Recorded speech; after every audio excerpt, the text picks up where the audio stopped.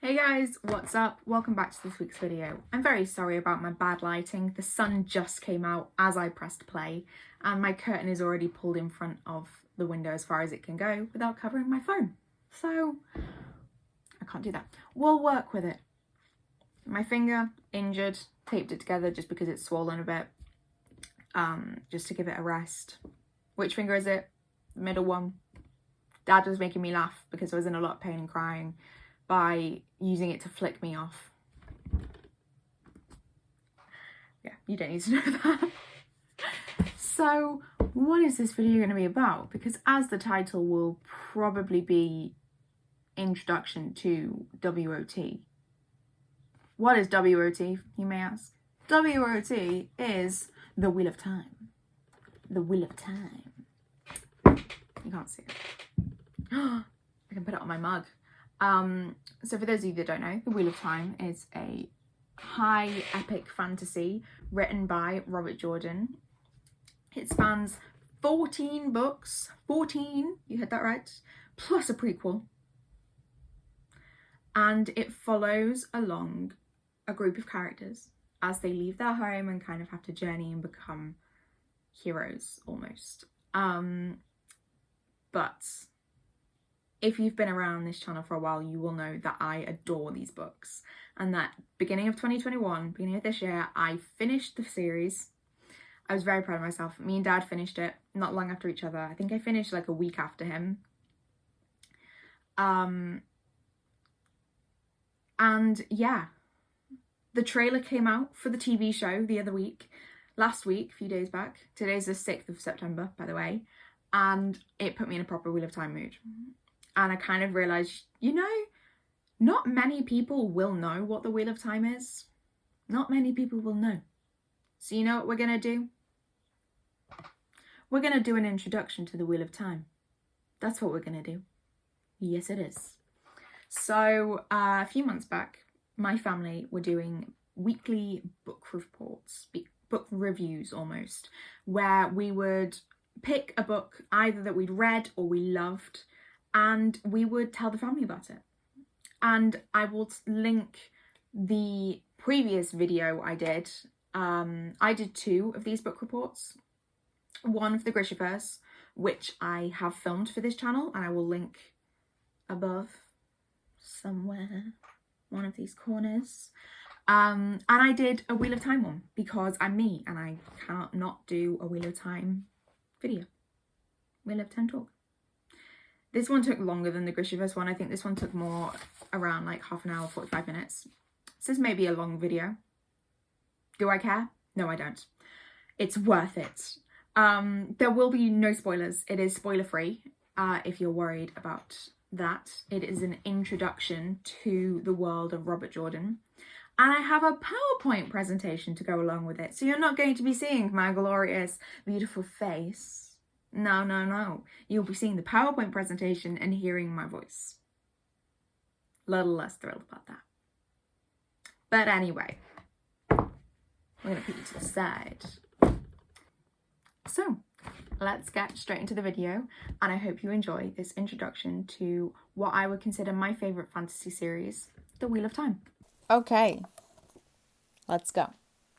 So, in this video, I'm going to tell you just a little bit about The Wheel of Time by Robert Jordan. The Wheel of Time is a 14-book series with a prequel. The first book came out in 1990 and the last one came out in 2012.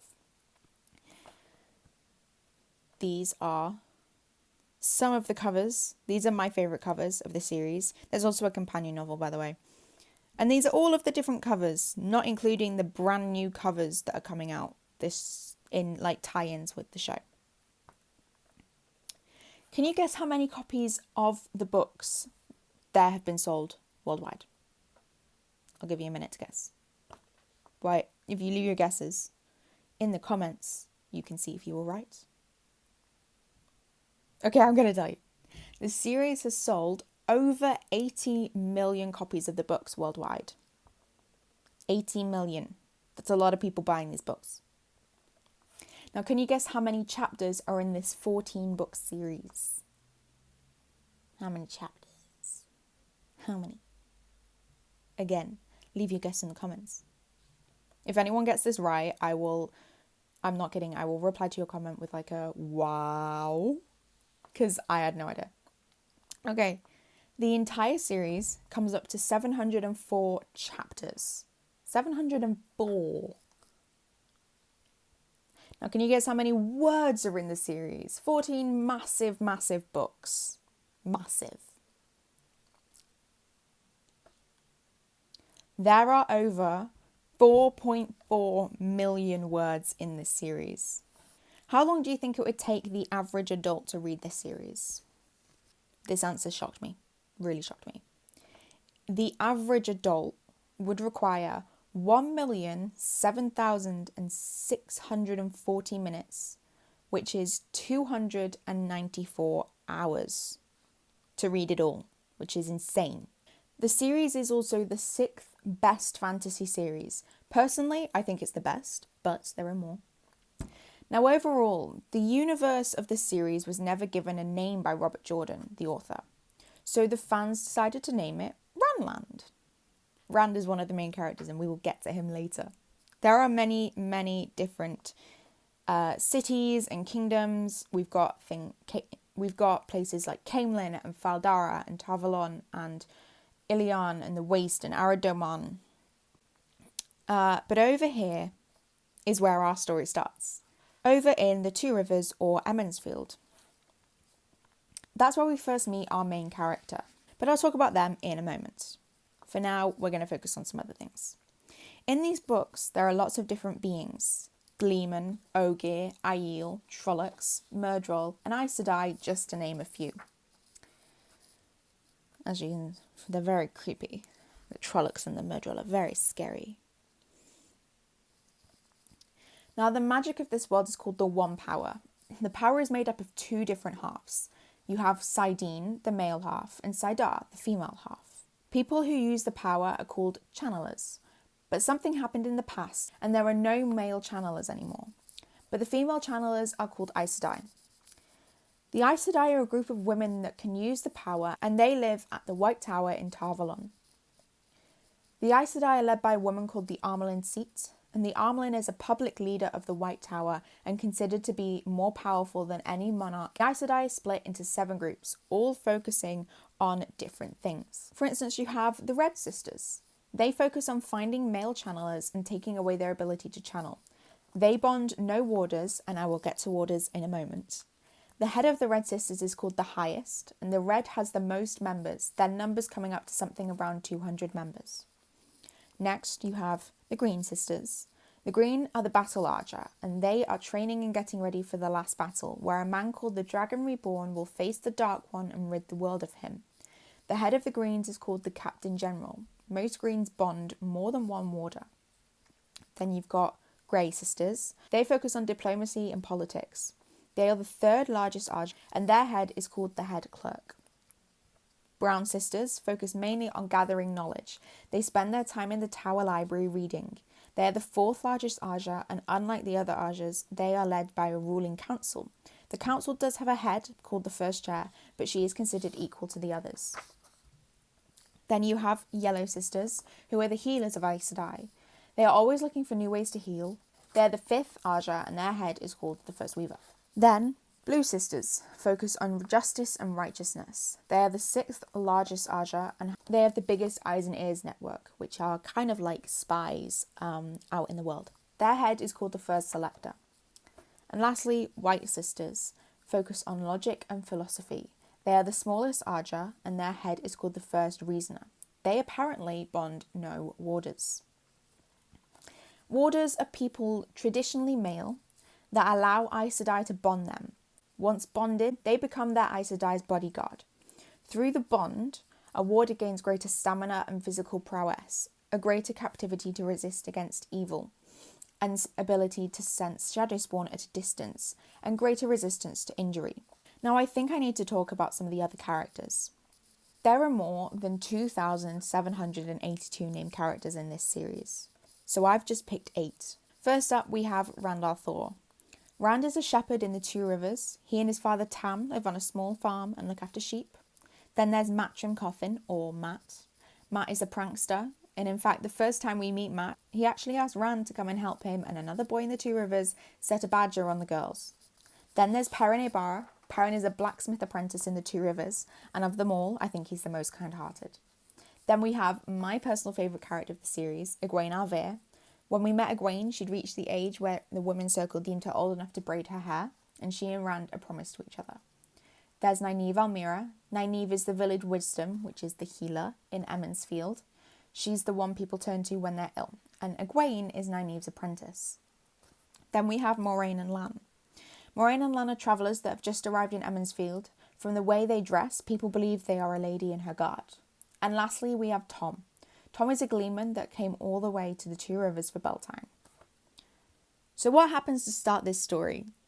So we meet Rand and his dad, Tam, on their way to the village with apple brandy. But as they're walking, Rand feels like someone is watching him, and when he looks back, he sees a man on a horse. The man wears a dark cloak with the hood pulled up so that you cannot see his face. Rand turns to tell his father, but when he turns back, the man and the horse are gone. Rand, believing it was his imagination, follows his father back to the village. They reach the village and we meet Matt. Matt tells Rand about the two strangers that arrived in the village the night before. And a little later, we meet Thom, Perrin, Egwene, Nynaeve, Moiraine and Lan. We also find out that Matt and Perrin have both seen the Black Rider. Rand decides that he and Rand should go home, even though it's Beltane, that he doesn't want to leave the animals alone for too long. It's that night at the Althor farm that Tam comes out of his room while Rand is cooking with a sword. Rand never knew his father owned a weapon, but it was a good thing he did. Later that night, the farm gets attacked by Trollocs. Rand and Tam are forced to run, and Tam tries to fight them off and gets badly wounded. Rand takes his father back to the village, and along the way, he learns some things he wished could have stayed a secret. When he gets back to the village, he finds out that Trollocs not only attacked the farm, but the village as well. No one died, but a few farms and homes were burnt. He takes his father to Nynaeve, but she tells him she cannot do anything for his father, that he is too far gone. So Rand takes him to the innkeeper, and it is there he finds out that Moiraine and Lan saved the village. Rand goes and asks Moiraine if she could heal his father. She agrees and heals him, but while she is healing Tam, Lan tells Rand that he, Matt and Perrin were the boys the Trollocs were after, and that they must leave as they are putting their village in danger every second they remain. So he agrees. Later, Rand, Matt and Perrin... I forgot to turn the page. And again. Later, Rand, Matt and Perrin all go and find Lan and Moiraine in the stables. It is there that Egwene finds them and makes them agree to take her with them. Thom also makes them agree, so the 7 of them leave the Two Rivers with the Trollocs close behind them. Now, there are a few things I don't particularly like about these books. Number 1, the Trakand chapters. The Trakands are a few characters but I'm mainly talking about Elaine. Her chapters for me are really hard to read, and I always have a hard time focusing on what's going on, and I always look forward to the next POV switch. The middle. Books 1 through 6 are amazing. They are action-packed, full of adventure. Then you have books 7 through 10, which are much slower and a lot harder to read. They're the ones that took me the longest to read. But then we reach books 11 through 14, which again are amazing. Number 3. There's not enough Matt. Matt is an amazing character. He's a fun character to read about as well, which is always enjoyable in big series.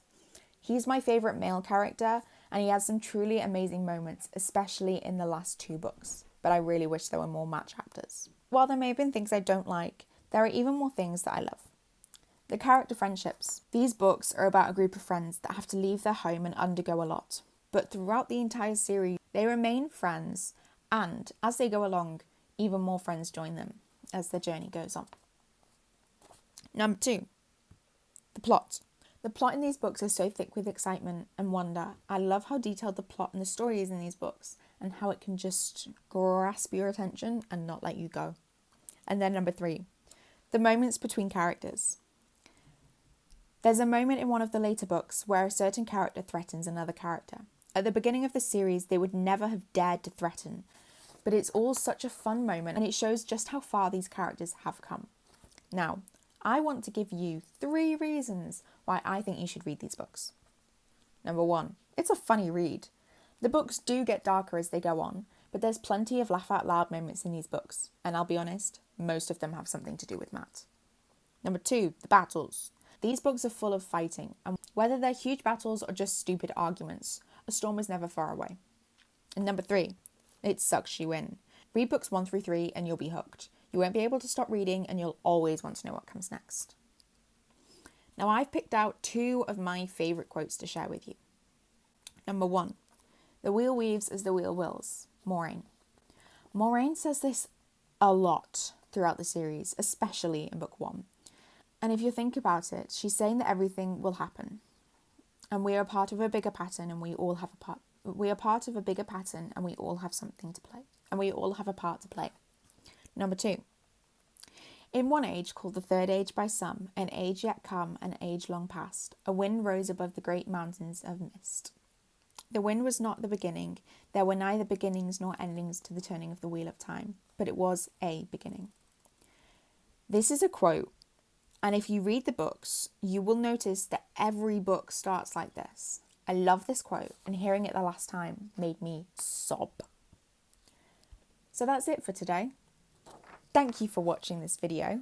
Thank you for, if you stuck around long enough, for listening to me go on and on about a book series that I adore. It means a lot. Let me know your guesses for the first couple questions about like how many books were sold and how many chapters are in the series. I'm always really interested to see what people guess, because either they guess either too much or too little, and I always think it's fun seeing different people's answers. So yeah, please give this video a big thumbs up and subscribe to my channel for more Wheel of Time content and more just plain book and writing content. And I will see you next time. Bye!